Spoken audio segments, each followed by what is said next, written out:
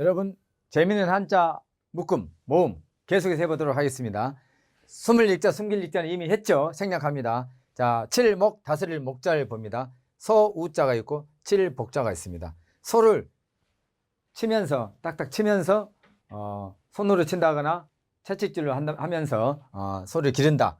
칠목자 다스릴 목자, 목장 목사할 때 목자이죠. 소를 손으로 친다, 채찍질 한다, 그렇게 생각하시면 되고, 그 다음에 희생할 생자입니다. 소우자가 또 있습니다. 날 생자 살 생자입니다. 소는 나면서부터 희생한다. 사람한테 희생할 생, 또는 소의 삶은 희생 자체다. 희생할 생. 소우자라든지 양자는 대개 이 두 개는 희생하고 관계가 많이 되죠. 실제로 소와 양이 희생을 하지 않습니까? 사람한테. 자, 그래서 희생할 생자는 이렇게 되는데, 희생할 희자를 한번 써볼까요? 그때도 역시 소우자가 있습니다. 양자도 있습니다. 양이 이제 밑에가 없어진 양자가 있고, 소와 양이 희생합니다. 또 희생할 희자에는 소 양뿐만 아니고 벼, 풀, 우리가 채식한다고 생각하십시오. 사람을 위해서 벼도 희생을 합니다. 자, 벼를 창으로 잘라서 꾸밉니다. 꾸밀 교자. 자, 그 말은 창으로 벼를 잘라서 탈곡해서 쌀로 만드는 과정을 나타내는 겁니다. 자, 그래서 소와 양과 벼는 사람을 위해서 다 희생한다. 사람이 다 쓴다, 활용한다, 이런 의미가 되겠습니다. 희생할 희자. 자, 복잡하게 생겼으니까 요것을 약자로 써서 의로울 의자로 해서 약자로 이렇게 쓸 수 있으면 희생할 희자를, 소가 의롭게 희생한다, 이렇게 생각하시면 됩니다. 보통 이게 복잡하니 이렇게 많이 씁니다. 희생할 희자를. 그래서 희생할 희자는 이제 양자를 이렇게 쓰고 이렇게 쓰겠죠. 이것을 이렇게 쓸 수 있다. 희생할 희생할 생입니다. 외워졌죠? 예. 희생할 희자 한번 말로 해볼까요? 약자 말고. 예. 자, 뭐가 희생합니까? 소와 양이, 소가 왼쪽이 있고, 그 다음에 벼를 창으로 잘라서 꾸밉니다. 벼를 꾸민다는 말은 뭐예요?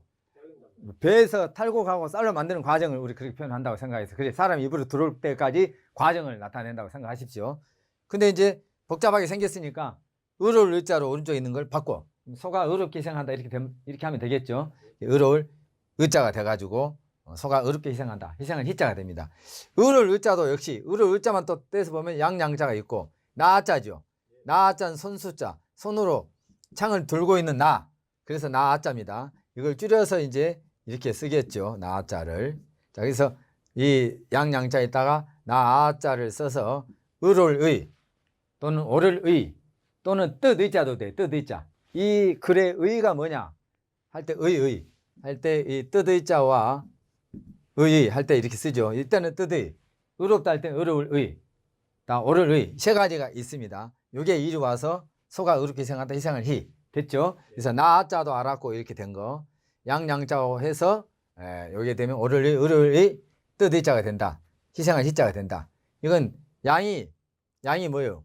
내가 양처럼 순하면 의롭다, 이 말이죠. 양은 여러분 그 희생한다는 의미도 있지만 뭡니까? 순하다, 순진하다, 순수하다, 이런 의미도 있죠. 그래서 내가 양처럼 순하면 그게 의로운 것이다, 옳은 것이다.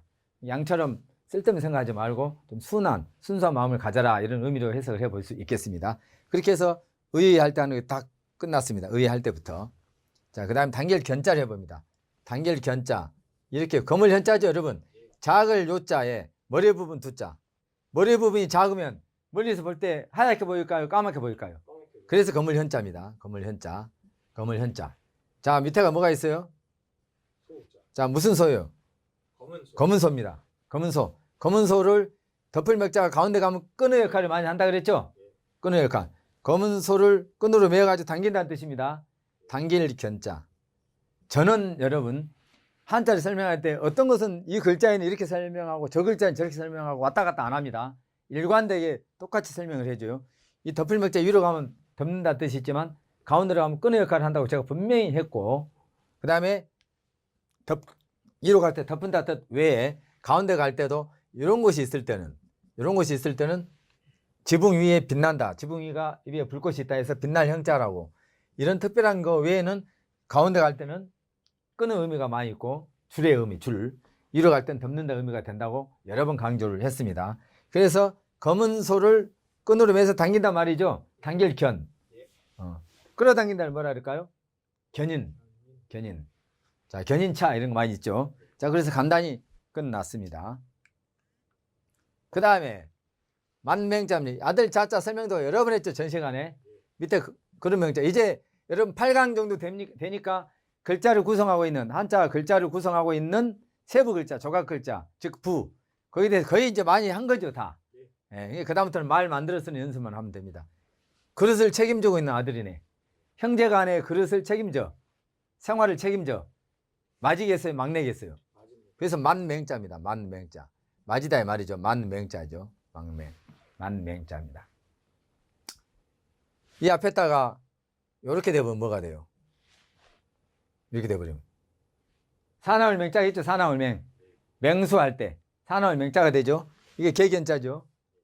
개를 포함한 짐승을 나타내는 데 있어. 사나울 맹자도. 요거만 하면 만맹자죠. 만맹자. 자, 그럼 맹자할 때 이 맹자 씁니까? 예, 그렇죠. 예, 요거 말고 요거. 예. 자, 그 다음에 요거 봅니다. 개견자가 있고, 그 다음에 요게 이렇게 있네요. 여러분 이것은 많이 봤을 겁니다. 술병, 항아리, 이 항아리 술병입니다. 항아리 술병에 술이 담겨 있는 모습. 이게 술을 나타내기도 하고 술은 익어야 되니까 익을 유자 된다 그랬죠. 근데 몇 개가 있어요? 술병이 몇 개 있어요? 8개. 술병 8개를 가지고 다니는 사람. 이 허리춤에다가 술병 8개를 차고 다닙니다. 옛날 여러분 영화 같은 거 보면 두목입니다. 두목. 그렇게 생각하자고. 이것은 두목추자죠. 두목추자입니다. 추장할 때 여러분 추장. 아프리카 추장 할 때 추자입니다. 두목추자입니다. 자, 개가 있습니다. 두목추자를 일단 넣어봅니다. 이렇게 두목추자. 이것은 이렇게 써도 되고 이렇게 써도 돼요. 이렇게 써도 되고 그 다음에 이거 이렇게 해도 되고 자, 그 다음에 이것도 이렇게 해도 되고 이렇게 해도 되고 이것과 이것은 같은 거다. 이것과 이것은 같은 거다. 자, 그러면 개고 두목입니다. 두목이 하는 행동이 개 같아. 개 같아. 같을 유자입니다. 같을 유자. 두목이 하는 행동이 개보다 오히려 더 못해. 개보다 더 못해. 오히려 유자입니다. 자, 두목이 개 앞에서 머뭇거려. 두목이 개가 무서워가지고 두목이 개 앞에서 머뭇거린다고. 망설인다고 해봐. 망설일 유. 유.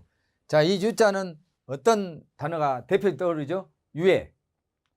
징수를 유예한다. 형의 집행을 유예한다.